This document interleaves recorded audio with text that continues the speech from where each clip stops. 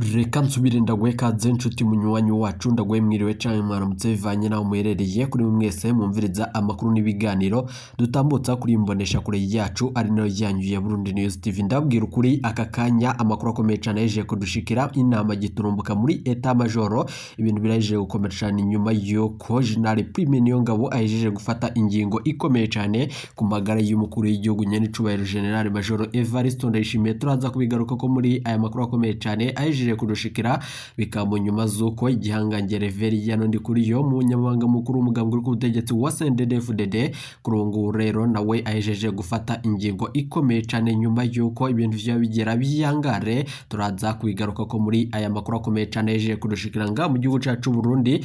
Reka nsubire ndaguhe kaze nshuti munywanyi wacu kuri wowe wumviriza ibiganiro vyacu herereye nga mu gihugu cacu Burundi, abatwumviriza muherereye irya nino mu karere k'ibiyaga binini. Reka ndaguhe kaze nshuti munywanyi wacu kuri wowe wumviriza ibiganiro vyacu uherereye irya nino ku migabane y'amakungu ya kure. Kuri ubu ngubu rero tukaba tugarutse ngo tubashitse ko amakuru akomeye cane ahejeje kudushikira. Reka nsubire ndagukengurukire cane nshuti munywanyi kuri wowe wahejeje gupyonda ijambo sabone. Kuba tarabikora kaniko karyonda gusoma munuke musi video urabanditse ijambo sabone pyonde ko uracurabona arakazo jyano nyene pyonde ko hama tuje turabana mu makuru n'ibiganiro dutambutsa kuri imbonesha kure yacu ari no yanyu ya Burundi News TV. Aya na makuru avurwa muri politiki, umutekano n'agateka kaze na muntu mugayumviriza mu biganiro vyacu vya misi yose dutambutsa kuri Burundi News TV. Na makuru mwatorejwe n'umugwa wamenyesha makuru akorera nga mu gihugu cacu Burundi n'abandi bakorera mu karere k'ibiyaga binini bakayatunugikira tukabashitsa ku biganiro vya misi yose ido nido. Aka kanya rero General Prime Niyongabo igihangange yakije umuriro kuri ubu ngubu rero muri Etat Major inziriko irashani nyuma yuko igihangange General Prime Niyongabo gifashe ingingo ikomeye cyane ku magara y'umukuru w'igihugu nyene cubahiro General Major Evariste Ndayishimiye, nyuma yuko bivurwa yuko umukuru w'igihugu nyene cubahiro General Major Evariste Ndayishimiye amagara yiwe yoba ageze aho umwanzi ashaka. Murazi ko umukuru w'igihugu atangendo ariko aragira mu bene igihugu n'ahandi yatandukanye nyuma yuko ubugwayi bumurembeje. Biravugwa yuko General Prime Niyongabo afashe ingingo giturumbuka nyuma yuko yakira mugenzi wiwe aturuka muri Leta Zunze Ubumwe za Amerika yari yaje kumva zo kuraba neza ibijanye n'amagara y'umukuru w'igihugu nyene cubahiro General Major Evariste Ndayishimiye, ariko umutambukanyi w'umukuru w'igihugu agaca afata ingingo ikomeye cane. Vyose rero turavyumviriza muri aya makuru akomeye cane ajeje kudushikira nga mu gihugu cacu Burundi, bikaba mu nyuma zuko abajenerali batandukanye bafashe ingingo ikomeye cane yo gufata itegeko giturumbuka ku mukuru w'igihugu nyene cubahiro General Major Evariste Ndayishimiye kubijanye n'amagara yiwe. Bitabivyo bagatangaza ibijanye n'umugambi wo gutembagaza ubutegetsi kuko umushikiranganje wa mbere Gervais Ndirakobuca batazina ndakugarika yaciye yanka ibijanye no gutembagaza ubutegetsi, ariko kuri ubu ngubu General Prime Niyongabo ibi akaba ari vyo agiye gushira mu ngiro nkuko vyibonekeje mu misi yaheze. Amakuru akomeye cane adushikira turaza kubigaruka ko vyose ido nido kubijanye n'umugambi ukomeye cane wa Reveriyano Ndikuriyo umunyamabanga mukuru w'umugambwe uri ku butegetsi wa CNDD-FDD. Kuri ubu ngubu yongeye kwibonekeza muri ibi biriko biraba mu gihugu c'u Burundi ibijanye n'umugambi ukomeye cane wo gutembagaza ubutegetsi bwa nyene cubahiro General Major Evariste Ndayishimiye. Bikaba bivurwa yuko General Alain Guillaume Bunyoni nawe yari yasavye yuko ibintu vyoshirwa mu ngiro mukuru w'igihugu nyene cubahiro General Major Evariste Ndayishimiye akamugirira ikigongwe. Kuri ubu ngubu ivyo yari yarungikiye umukuru w'igihugu ntivyamushikiye, na cane cane yuko umukuru w'igihugu nyene cubahiro General Major Evariste Ndayishimiye aremvye. Bikaba bivurwa yuko vyakiriwe na bimwe mu bihangange bitandukanye, bamwe mu bagambanyi bahora bagendanira umukuru w'igihugu nkuko amasoko yacu avyemeza. Turaza kugaruka muri aya makuru akomeye cane kubijanye na Reveriyano Ndikuriyo umunyamabanga mukuru w'umugambwe ku butegetsi wa CNDD-FDD. Kuri ubu ngo akaba nawe nyene ajeje kwibonekeza mu bikorwa bitandukanye ubijanye no gufashanya na General Prime Niyongabo n'igisoda c'u Burundi umugambi wo gutembagaza ubutegetsi, na cane cane yuko vyari vyumvikanye ko General Alain Guillaume Bunyoni yavuze ko hari ibihangange bitandukanye vyibonekeje mu mugambi ukomeye cane nkuko yashakaga kubishikiriza umukuru w'igihugu, ariko ibihangange bigaca vyanka ayo majambo yari yakoreshejwe n'umushikiranganje wa mbere wahoze ari General Alain Guillaume Bunyoni. Ivyo vyose rero nkuko tuvyumviriza muri aya makuru turabigaruka ko mu biganiro vyacu vya misi yose. Aka kanya rero Reveriyano Ndikuriyo umunyamabanga mukuru w'umugambwe uri ku butegetsi wa CNDD-FDD afashe iyi ngingo ikomeye cyane nyuma yuko hari humvikanye amakuru akomeye cyane yuko hari imbonerakure zatanguye kurungikwa muri iryo shamba ry'ikimeza ikibira. Hari amakuru avuga yuko zimwe mu mbonerakure zatanguye kurungika amasanamu ku buhinga ngurukanabumenyi butandukanye nk'uko mwavyirabiye. Bikaba bivurwa yuko Reveriyano Ndikuriyo yoba afashe uyu mugambi ukomeye cyane na cyane yuko bariko barashaka gutembagaza ubutegetsi bwa nyenicubahiro Major Evariste Ndayishimiye atamasase atankoho zivuze mu gisagara ca Bujumbura no ku mugwa mukuru wa politiki Igitega. Ibi vyose rero turaza kubigaruka ko muri aya makuru akomeye cyane aje kudushikira.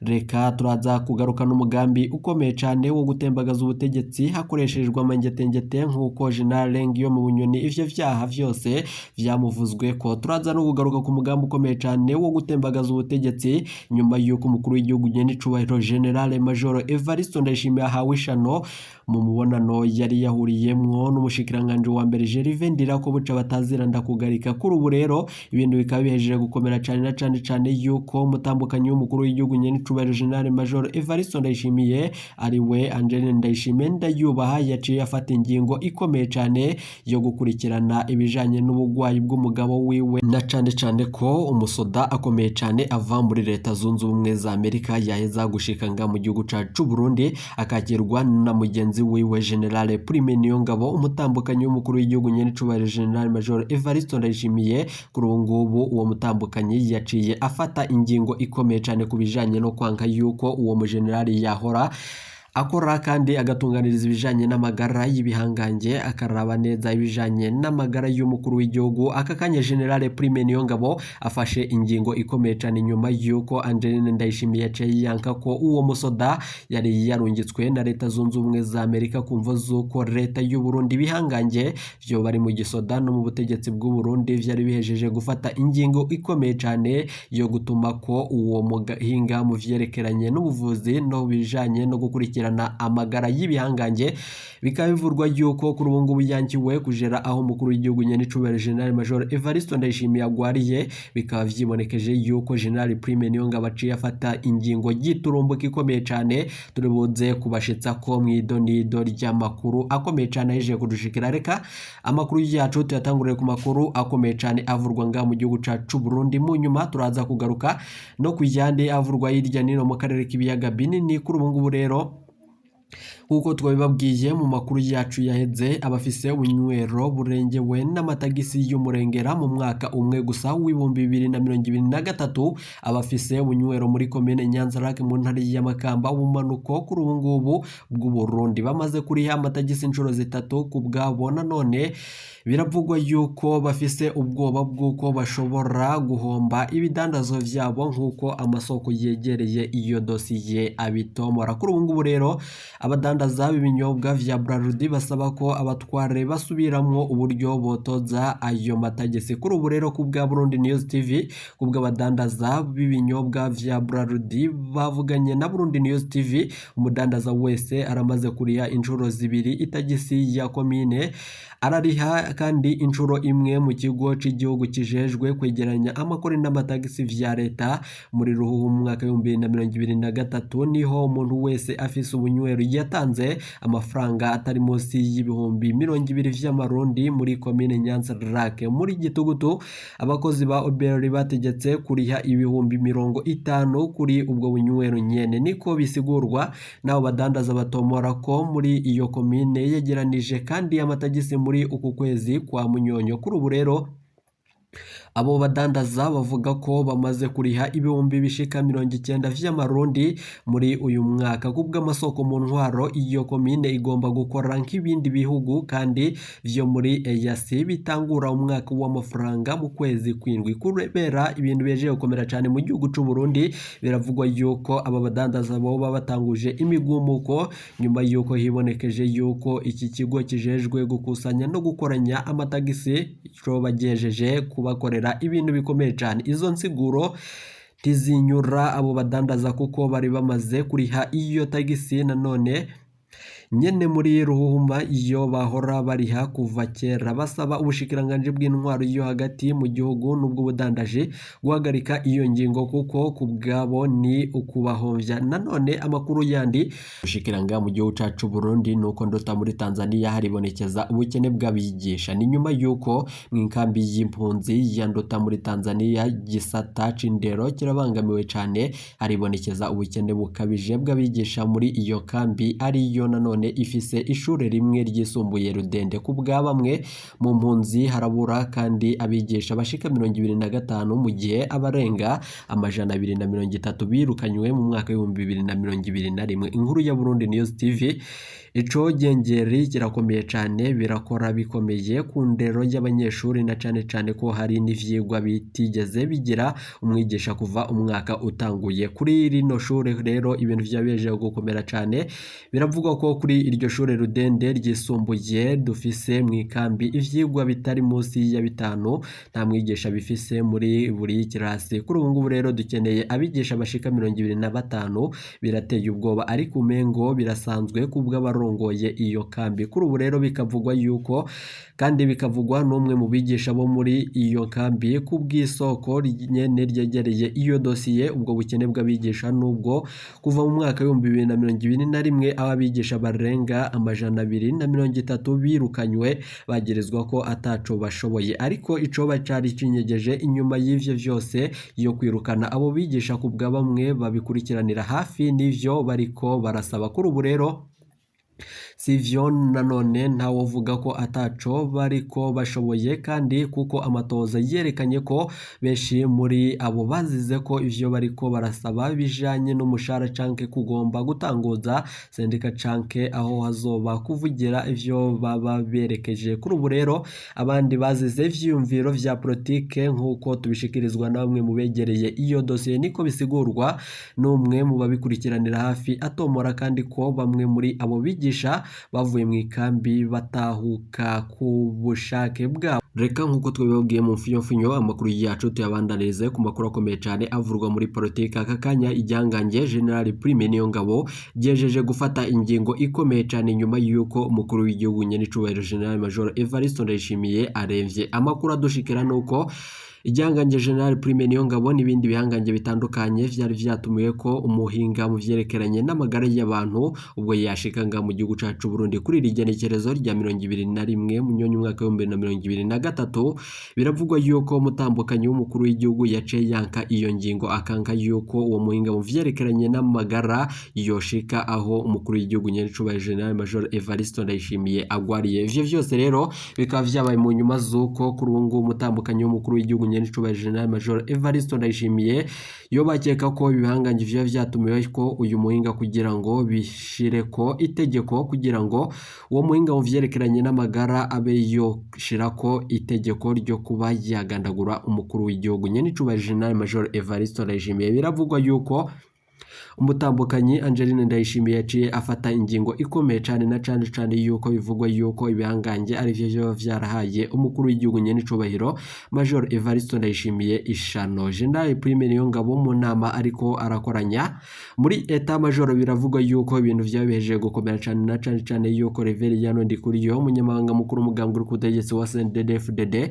yatumiwe muri iyo nama. Kuri ubu ngubu rero bikaba bivugwa yuko Reverien Ndikuriyo ari we ategerezwa kuba umukuru w'igihugu vy'imfata kibanza na cane yuko bivurwa yuko Reverien Ndikuriyo ari we nyene arekuriwe kuba yokora ico ashaka mu gihugu c'u Burundi. Bikaba mu nyuma zuko umushikiranganje wa mbere Gervais Ndirakobuca ari we yahora avugira umukuru w'igihugu, ariko nawe nanone bikaba bigaragara yuko ataruhande na rumwe ahagaze ko. Biravugwa yuko yace yanka iyi ngingo ikomeye cane, none ibi bihangange bikaba vyiyonkoye kuri ako karwi ka Gervais Ndirakobuca bataziranda kugarika na cane ko bivugwa yuko ari we yoba yarahaye umukuru w'igihugu nyenicubahiro General Major Evariste Ndayishimiye ishano mu nyuma yuko bagiranye umubonano ku igenekerezo rya 19 munyonyi umwaka wa 2023 baraba neza kubijanye nuko General Prime Niyongabo igihangange cyo kurwa mu mabanga mu burongozi bw'igisoda c'u Burundi agasubirizwa na Keri Nkurunziza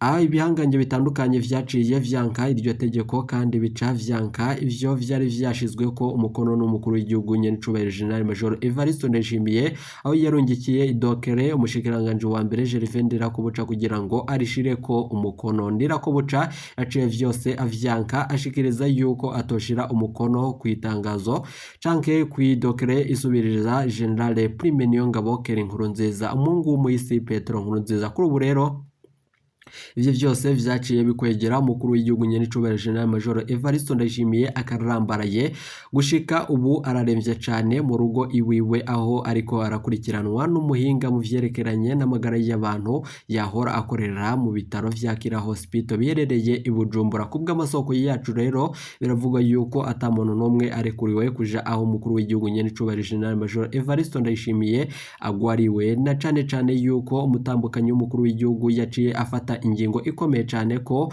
wa muhinga mu vyerekeranye n'amagara y'abantu yava muri leta zunze ubumwe za Amerika atarekuriwe gushika aho umukuru w'igihugu agwariye. None ibihangange bifashe ingingo ikomeye cyane yo kwanga iryo tegeko, na cane ko biriko biratangaza yuko navyo bifise uruhara mu bijanye no kuraba neza uko umukuru w'igihugu nyenicubahiro Major Evariste Ndayishimiye amerewe.